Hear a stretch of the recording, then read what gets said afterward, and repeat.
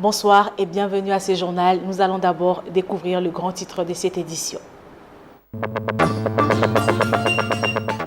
Tous les jeunes diplômés d'État devront aller servir dans les FRDC avant d'aller dans autre chose après. La proposition de loi du député national Mbaou fait mouche, les uns sont pour, les autres l'aperçoivent comme une révolution difficile à porter. Église, quid du respect de gestes barrières, la police déclare y veiller. Que faire? Pour ne plus recourir à l'enrôlement des électeurs, les parents doivent inscrire le bébé à l'état civil obligatoirement.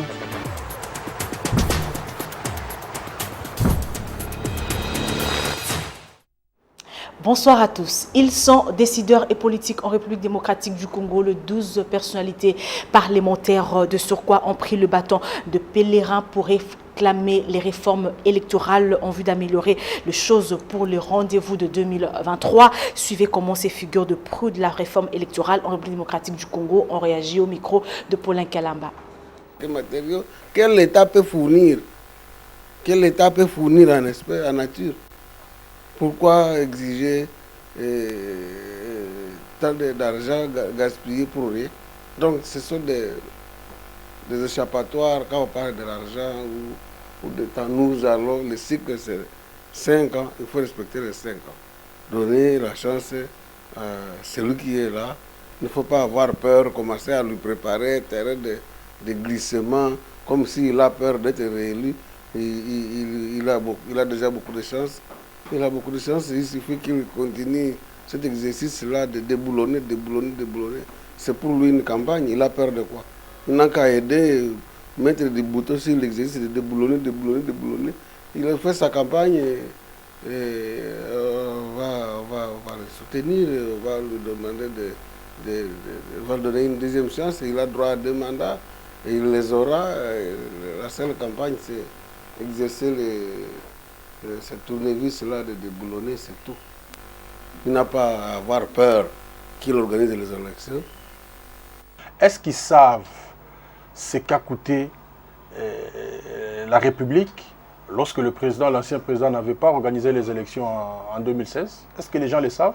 Ce sont des vies humaines qui sont parties comme ça, pour rien. Ceux qui parlent en ce sens-là veulent assez qu'on puisse partager les pouvoirs dans un dialogue. Or, nous soutenons un dialogue où nous allons faire des réformes. Nous parlons bien des réformes et des réformes essentielles et prioritaires. Ça va faire économiser beaucoup d'argent à la République. Nous ne pensons pas qu'il faille avoir comme une sorte d'épouvantail en disant qu'en abordant ces sujets, on va toucher au calendrier mandataire, c'est-à-dire qu'on ne pourra pas respecter le calendrier des prochaines élections. Non, nous disons que la responsabilité du président de la République aujourd'hui, c'est non seulement de conduire la nation dans son épanouissement, dans son développement, mais aussi de veiller à ce que des instruments de la démocratie tels que la CENI, j'appelle instrument, puissent véritablement être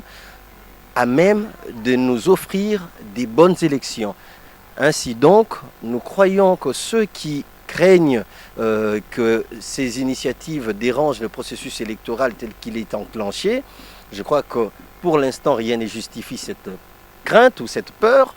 Par contre, nous soutenons cette initiative, bien entendu, dans le respect de... Et très souvent, le Congolais n'attaque pas le problème à la racine. Qu'est-ce qui fait que l'on doit toujours recourir à l'enrôlement des électeurs avant les élections? La réponse, c'est l'absence d'un fichier de l'état civil tenu ces jours, et c'est là à cause de parents qui refusent d'aller inscrire le nouveau-né à la commune pour obtenir l'acte de naissance. Eric Izami nous en parle.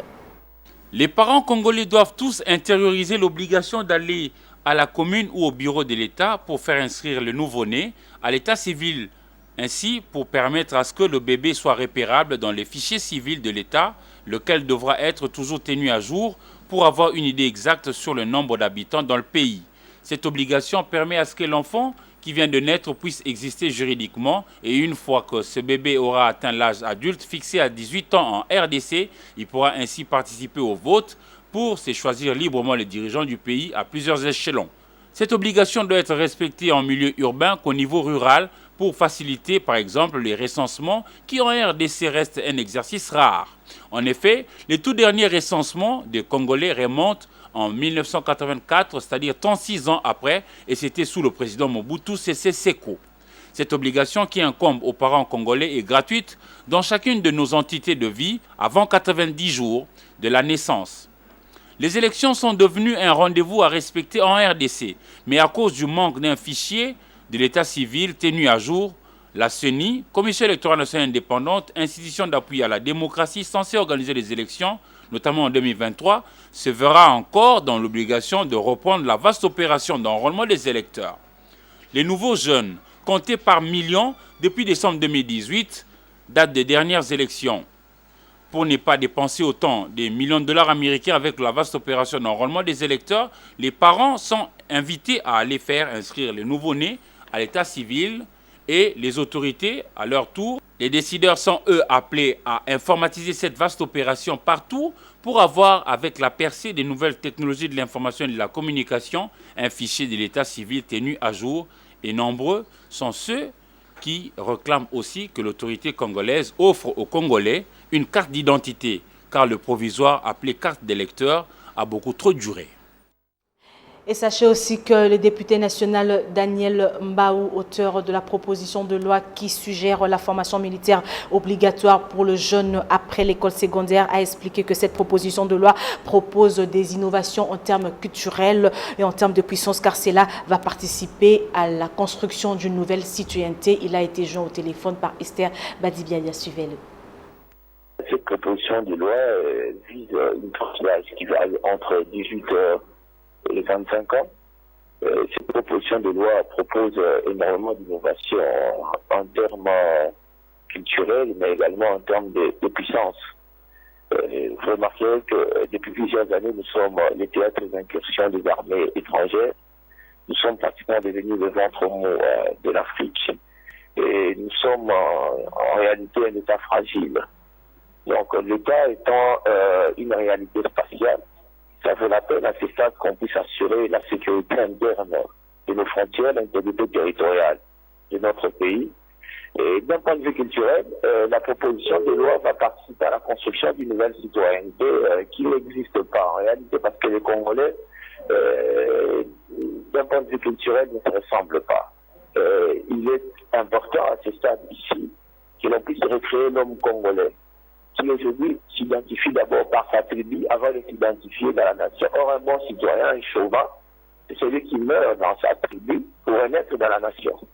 Et d'un point de vue spécifique, le service militaire obligatoire poursuit des objectifs de préparation aux responsabilités d'État, des objectifs de préparation aux responsabilités aux fonctions publiques. Mais c'est aussi un cadre de reconversion des jeunes, notamment des Puluna, qui peuvent être utilement utilisés dans le cadre de la production. Et justement, nous allons maintenant prendre la réaction de jeunes en rapport avec la proposition de loi de l'honorable Daniel Mbaou. Ils sont au micro de Esther Badibiadia. Le ministre de la Jeunesse a élaboré un projet de loi qui suggère la formation de militaires obligatoire pour tout jeune après l'école secondaire. Billy Kambale, ministre des tutelles, a fait cette annonce lors de la célébration de la Journée mondiale de la jeunesse. À Kinshasa, certains jeunes interrogés pensent que cela pourra permettre à la jeunesse d'avoir un esprit de patriotisme. C'est une bonne loi, vu que notre armée a connu plusieurs choses.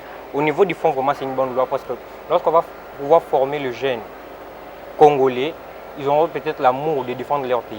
D'autres, par contre, estiment que les autorités devraient penser premièrement à la création d'emplois au lieu d'obliger les jeunes à suivre une formation militaire de 6 mois. Moi, je pense que cette proposition de loi n'est pas démocratique.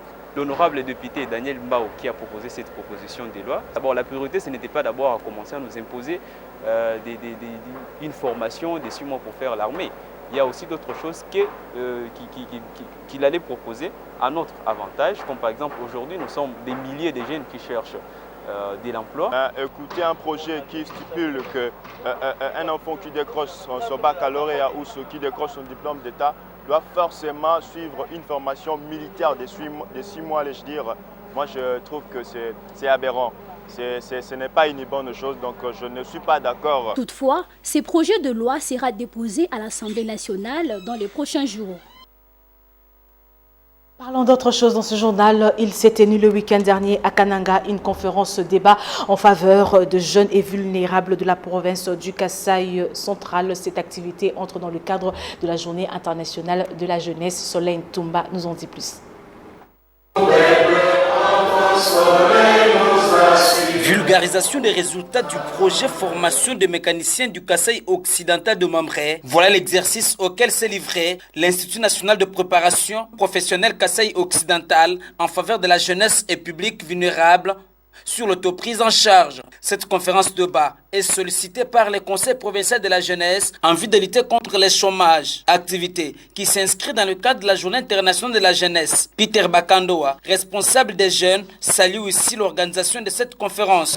Je tiens à remercier toute l'équipe de la coordination provinciale de l'INPP pour l'initiative et la tenue de la présente conférence en faveur de la jeunesse du Kasaï central, au moment où la communauté internationale célèbre le mois de la jeunesse sous le thème « L'engagement des jeunes pour une action mondiale ». À vous, chers jeunes leaders, venus des différents points de la ville de Kananga, je vous exhorte à intensifier les séances de restitution de ces travaux auprès des jeunes de vos structures respectives. Pour sa part, le directeur provincial de l'UNPP, Jean-Pierre Chimanga Kachimona, a saisi l'occasion d'inviter les jeunes à choisir une filière de leur choix pour une bonne prise en charge.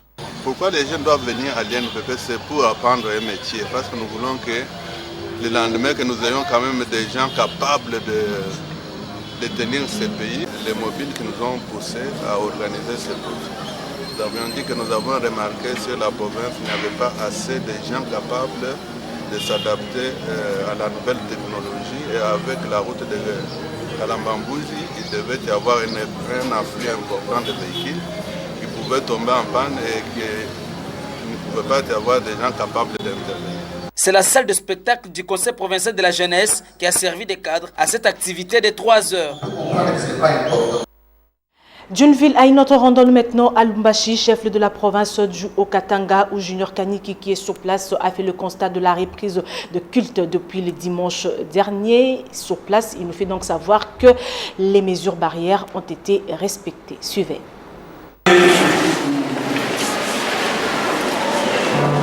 La ville de Lubumbashi n'était pas en reste quant à la reprise des cultes et messes. Ce dimanche 16 août 2020, le premier depuis la levée de l'état d'urgence sanitaire, une ambiance particulière a régné dans différentes églises de la place.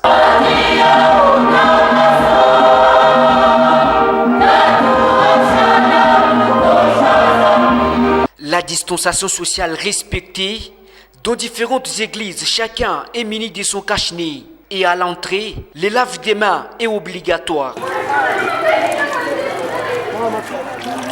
Non, ça vaut la peine. Vous savez, nous devons nous protéger.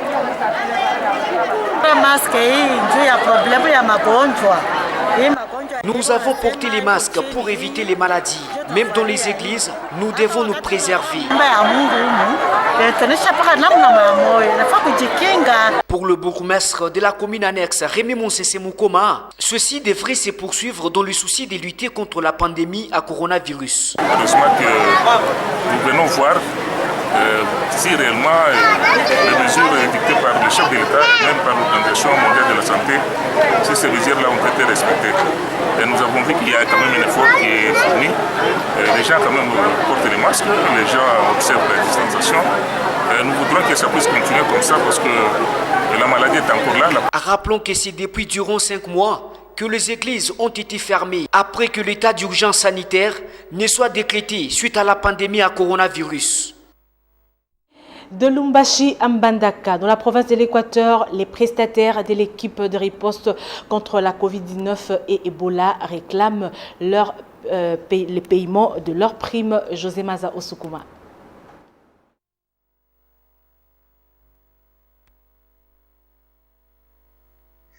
Grogne ce lundi 17 août à l'hôpital général de référence de Bolengue, situé à 4 km de la ville de Mbandaka, le prestataire de santé de cette juridiction ont manifesté pour réclamer le paiement de leurs primes de prestations contre la Covid-19 et Ebola, selon les taux de $90 par jour, comme leurs camarades de l'Est au Nord Kivu, pendant et qu'ici on leur propose $2 seulement par jour, chose qui a fait inciter ces victimes à brûler des pneus, toutes les portes barricadées, les malades chassés et interdiction formelle à toute personne d'accéder aux installations de cette juridiction hospitalière du quartier missionnaire de Bolengue.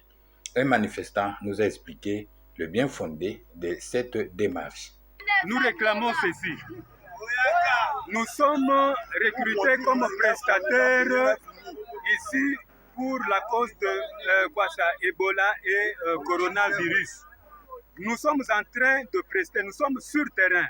Tous ces groupes que vous voyez, ce sont des gens qui sont sur terrain depuis 5 mois. Mais le problème qui nous touche au cœur maintenant, c'est le salaire. Le barème que le ministre a arrêté. À l'Est, on a payé $90 par jour. Mais qu'est-ce qui fait qu'ici, à l'Équateur, on vient nous apprendre qu'on va nous payer $2. Nous nous opposons à $2, nous nous opposons à $4, nous nous opposons même à $5. Nous sommes de personnes, nous avons aussi droit à la vie. Comme eux aussi doivent vivre, nous devons aussi vivre. Nous sommes en risque devant les maladies d'Ebola et les malades de Covid-19. Nous restons à Mbandaka avec José Maza Osukuma. Il nous renseigne que l'épidémie virus Ebola continue sa progression dans la province de l'Équateur. Déjà plus de 80 cas de personnes sont contaminées avec 37 décès et 37 personnes ont été guéries dans les 10 zones de santé parmi les 18 que comprend la province de l'Équateur. L'épidémie à virus Ebola continue sa progression dans la province de l'Équateur. Selon la statistique du week-end passé, nous avons enregistré 88 cas confirmés, dont 36 décès, 37 guéris, cela dans 10 zones de santé, parmi les 18 que compte la province de l'Équateur.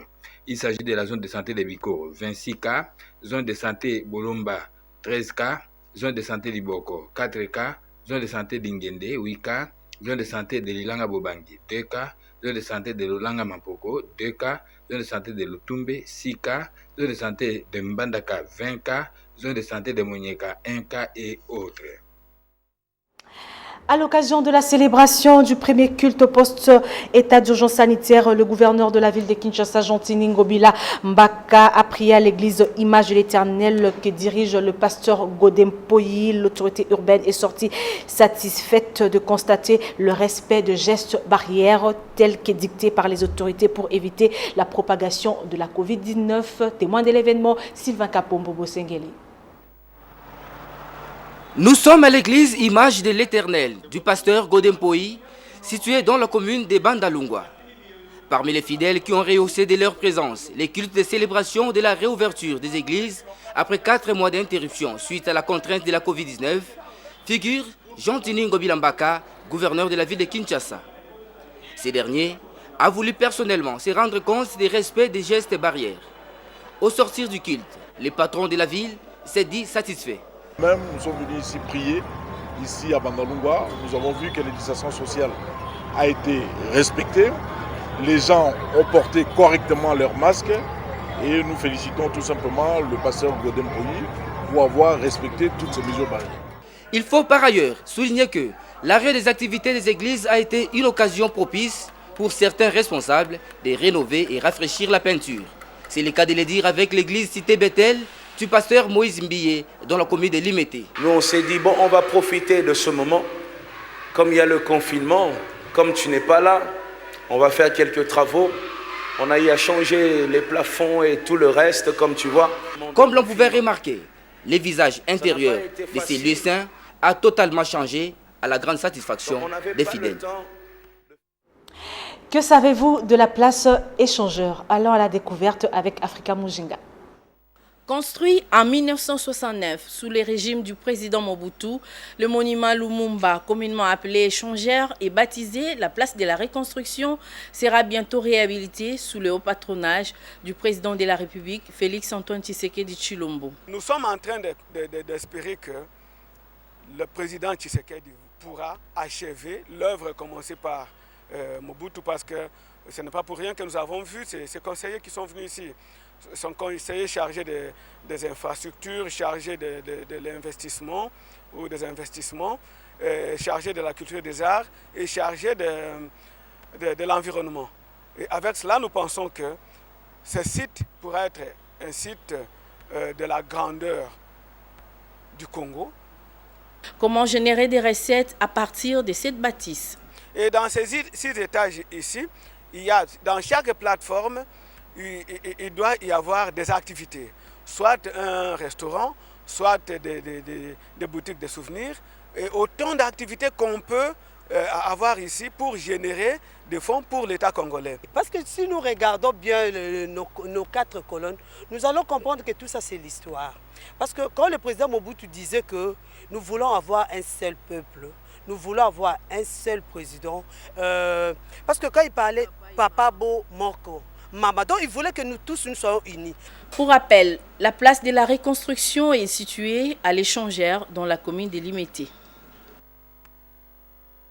De son côté, le ministre des Sports Amos Mbayo Kitenge a échangé hier lundi avec le responsable des différentes structures de sport en ce qui concerne les dispositions pratiques pour la reprise de la saison sportive dans le respect de gestes barrières. Papi Katasiri Gomulubo.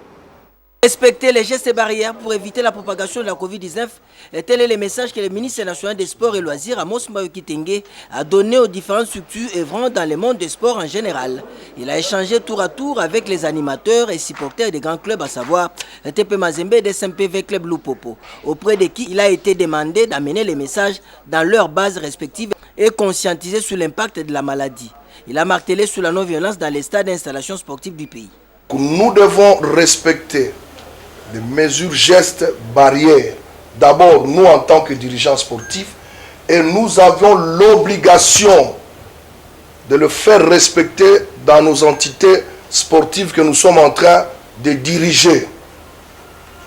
Ça, c'est capital. En ce qui concerne les athlètes, s'il s'avérait qu'il arrivait un cas dans une fédération et nous vérifions au niveau du centre de médecine que l'athlète n'est pas passé par le centre, eh bien, il y aura des sanctions pour cette fédération. Le club engagé en compétition africaine de la CAF ont été aussi reçus par le ministre des Sports et Loisirs, Amos Mbayo, à la clé de l'échange, le démarrage du championnat national et surtout les compétitions africaines où le gouvernement promet d'accompagner les représentants de la RDC qui, à leur tour, ont promis d'honorer la RDC par de bons résultats en interclub de la CAF. Pour terminer, les bourgmestres de Matete, accompagnés d'une délégation des ressortissants de Matete, est venu solliciter l'implication du ministre Amos Mbayo pour qu'il puisse être en possession du stade municipal de leur commune. Le ministre a promis de trouver rapidement une solution aux problèmes qui lui ont été posés. Et puis, le nouveau comité de la section Vita Judo a organisé la cérémonie de remise de l'équipement aux athlètes hier lundi 17 août 2020 en vue de démarrer ses préparations pour la saison sportive 2020-2021 d'Ailambochi.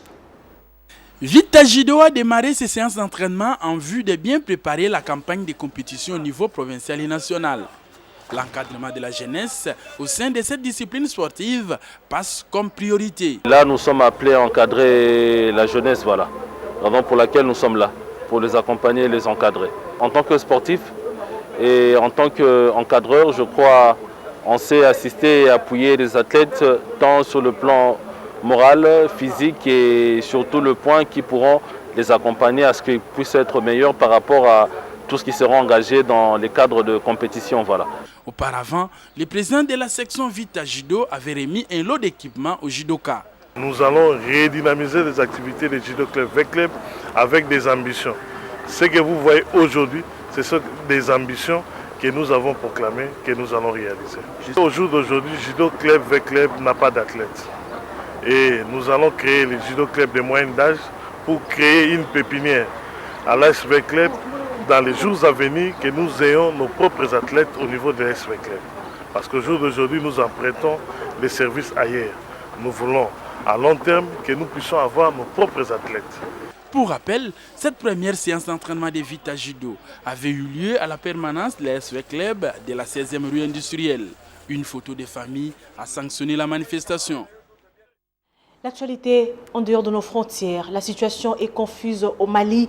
C'est mardi matin, des militaires ont pris des armes au Konsum Diatta Keïta, des Kati à 15 km de Bamako, où se trouve une garnison militaire, l'une des plus importantes du pays. Selon les témoins, ils se sont mis à tirer en l'air et ils ont ensuite pris le contrôle de ces camps. En fin de journée, ils les tenaient toujours à la tête de cette fronde. On retrouve des officiers qui auraient procédé à l'arrestation de hauts gradés de l'armée. Aux dernières nouvelles, le président malien a été arrêté par le militaire en fin de journée à Bamako. Ibrahim Boubacar Keïta Ibeka s'est trouvé dans sa résidence de Sibeni Koro vers 16h en compagnie de son premier ministre qui a été aussi arrêté.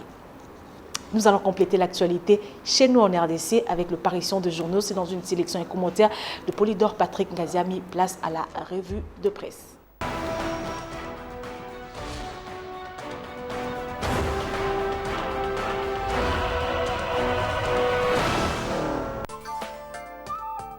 Pas plus tard qu'hier, 17 août, Kinshasa était alerté du déguerpissement du député national Alphonse Ngoï Kassanji, élu de la ville de Mbujimaï.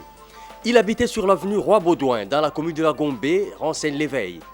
Et il se dispute une parcelle depuis quelques années avec Gabriel Mokia. Au cours d'un procès, écrit l'hebdomadaire, Mokia avait gagné et la justice lui avait restitué la parcelle.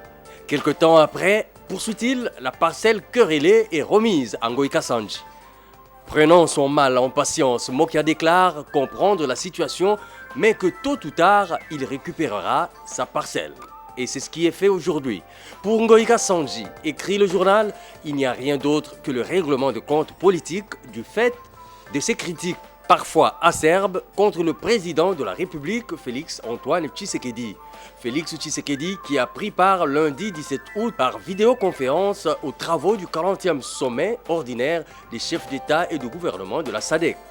Ce sommet accueilli par le Mozambique, rapporte l'agence congolaise de presse, a pour thème SADC 40 ans de consolidation de la paix et de la sécurité, de promotion du développement et de la résilience face aux enjeux planétaires.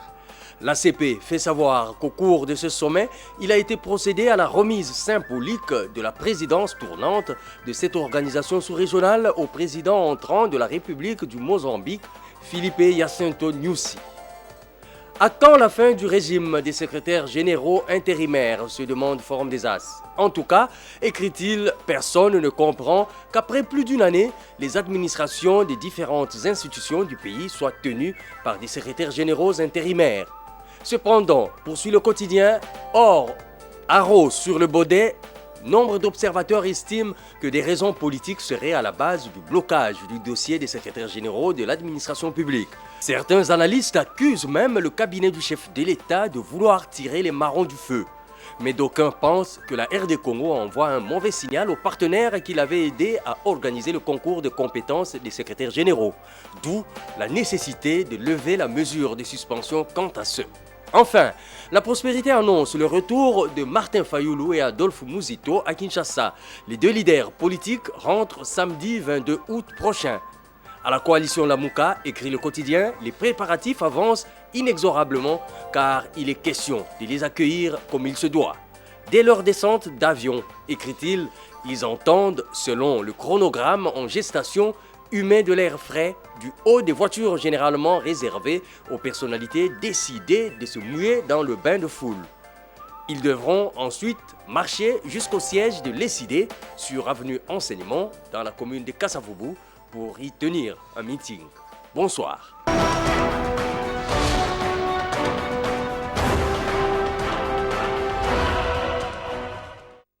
Merci Polydor pour la revue de presse. Ce journal est terminé. Nous allons prendre le rappel des titres. Tous les jeunes diplômés d'État devront aller servir dans les FRDC avant d'aller dans autre chose après. La proposition de loi du député national Mbaou fait mouche, les uns sont pour, les autres l'aperçoivent comme une révolution difficile à porter.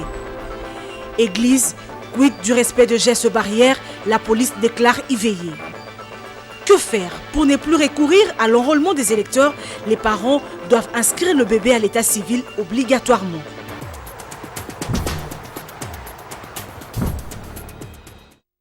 Ainsi prend fin ce journal, mesdames et messieurs. Merci à vous tous qui l'avez chaleureusement reçu dans vos maisons. Ces remerciements, c'est au nom de James Katamboa qui a assuré sa supervision éditoriale, Eric Izami, sa coordination. Merci à toute l'équipe, à la technique, Denis Maloussa, Bardo, Lelo. Et puis demain à 7h30, vous retrouverez Papi Katassi pour le journal.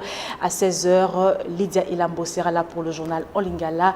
À 19h, Eric Izami vous présentera la grande édition du journal. Je retrouve le lundi prochain avec le même plaisir. Bonsoir chez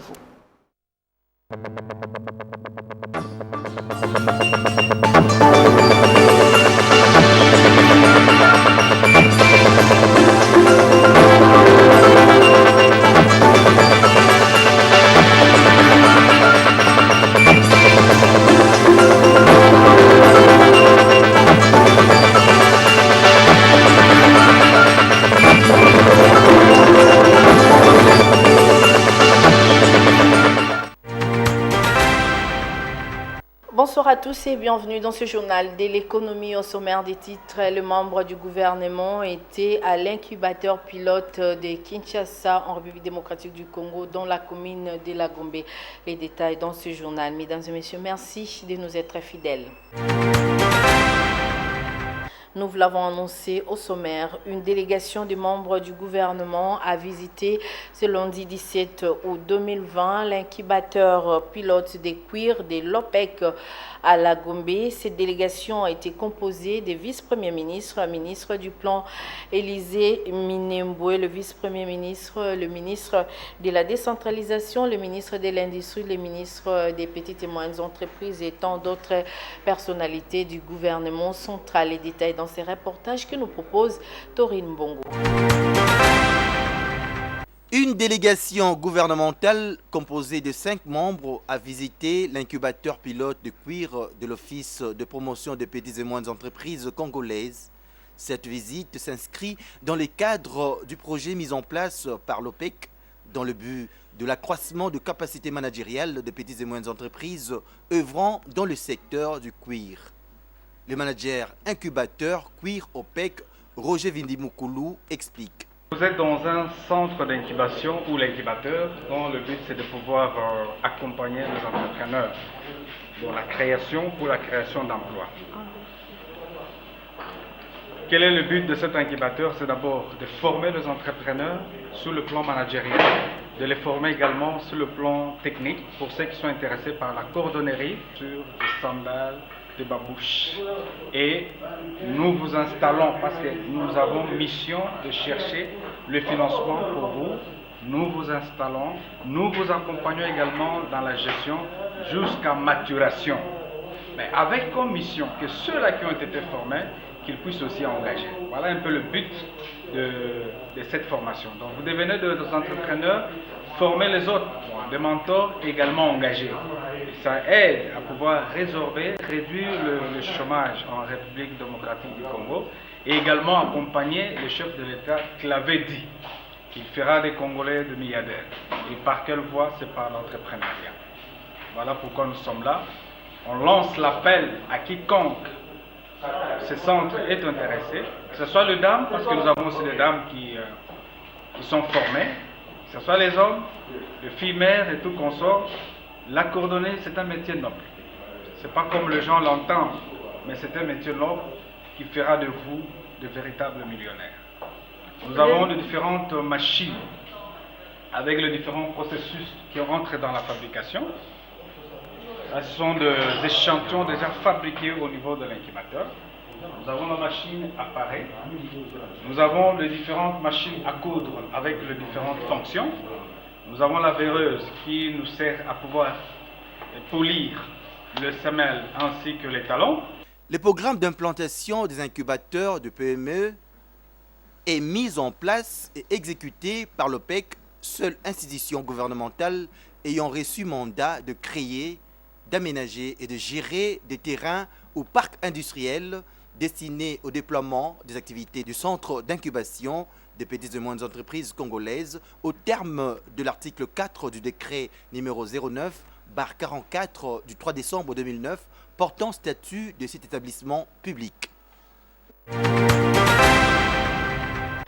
Comment générer des recettes à partir du monument Lumumba, communément appelé monument de l'échangeur? Ce monument sera bientôt réhabilité sous le haut patronage du président de la République, Félix-Antoine Tshisekedi Tshilombo, et pourra contribuer au développement économique de la RDC. Les détails dans ces dossiers que nous vous proposons. Construit en 1969 sous le régime du président Mobutu, le monument Lumumba, communément appelé échangeur et baptisé la place de la Reconstruction, sera bientôt réhabilité sous le haut patronage du président de la République, Félix-Antoine Tshisekedi Tshilombo. Nous sommes en train d'espérer que le président Tshisekedi pourra achever l'œuvre commencée par Mobutu, parce que ce n'est pas pour rien que nous avons vu ces conseillers qui sont venus ici. Son conseiller chargé des infrastructures, chargé de l'investissement ou des investissements, chargé de la culture et des arts et chargé de l'environnement. Et avec cela, nous pensons que ce site pourrait être un site de la grandeur du Congo. Comment générer des recettes à partir de cette bâtisse?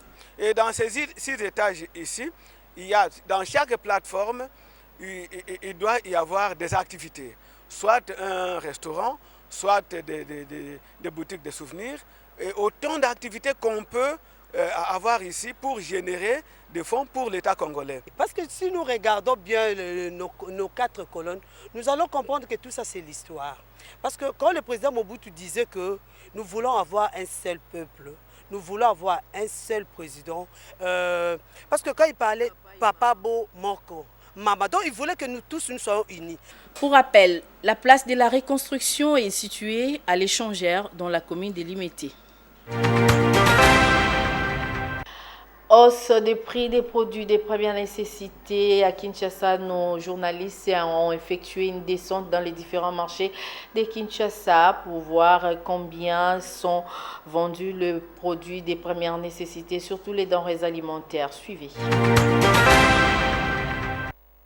La République démocratique du Congo, un pays émergent à l'horizon 2030, pays riche en agriculture, mais dont la population ne bénéficie pas de sa production locale.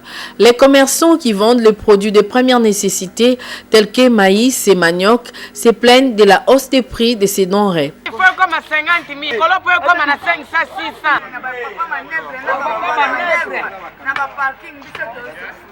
Tolingi biloko ezala prix fixe. Biloko ekoma lelo prix mususu, lobi prix mususu. Saki ya fufu okoki kokende lelo 60, lobi ekomi 65. Bamama bazosufrir na moya koya futa tike, somba bambalai, bénéfice à 2000 francs. Salongo epai, bapolisier bakoma kokongola 500 chaque samedi. Tozozwa eloko te, biso tozosufrir. En plus tozotangisa bana, tozofutela bandako. Bo tozokende wapi? Biloko l'État a prix fixe, c'est à la prix fixe. Congo Brazzaville, telemaka na prix moko. Pona nini awa na Congo biloko ko za la prix moko te.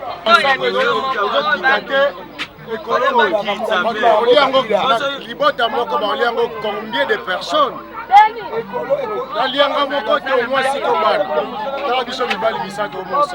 Mais qu'est-ce qui serait à la base de cette hausse?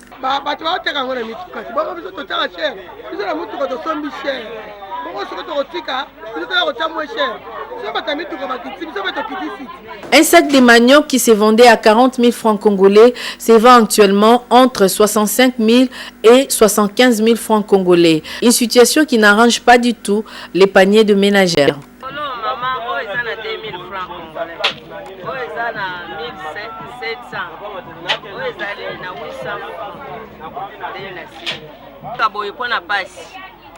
toteka boye po saki ya masango mbadi eza saki mpenza alonge te ezali mbata tosomba yango na 80 000 francs na modele tozoteka boye toteka katika toteka okoteka saki ya masango le mosusu ozwi ekolo ya kolia pambo be 2000 francs congolais ozwi kaka na masango donc pasi po prix fixe eza te okita kuna na se koyoka azoyebisa oke kuna batie 1500 mais bosombi bino nyonso na 75 000.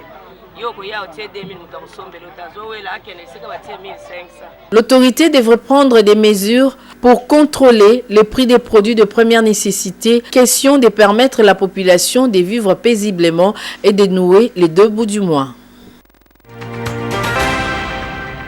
Parlons de l'évolution des produits de première nécessité, cette fois-ci à Matadi, dans la province du Congo central, puis à Kinshasa, capitale de la RDC.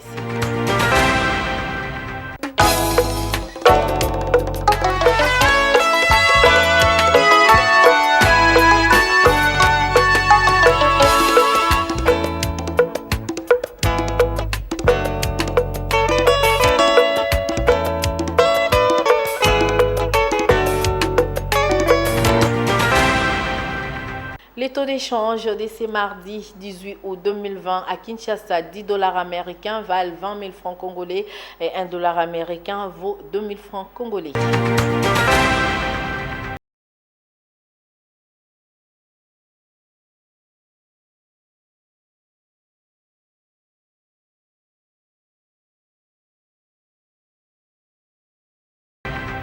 Ça n'est fini pour ce soir. Mesdames et messieurs, merci de nous avoir suivis. Les prochains rendez-vous pour l'économie, c'est les vendredis. D'ici là, portez-vous bien et surtout, restez branchés sur le programme de la chaîne des références Antena. Merci de nous avoir suivis. Au revoir.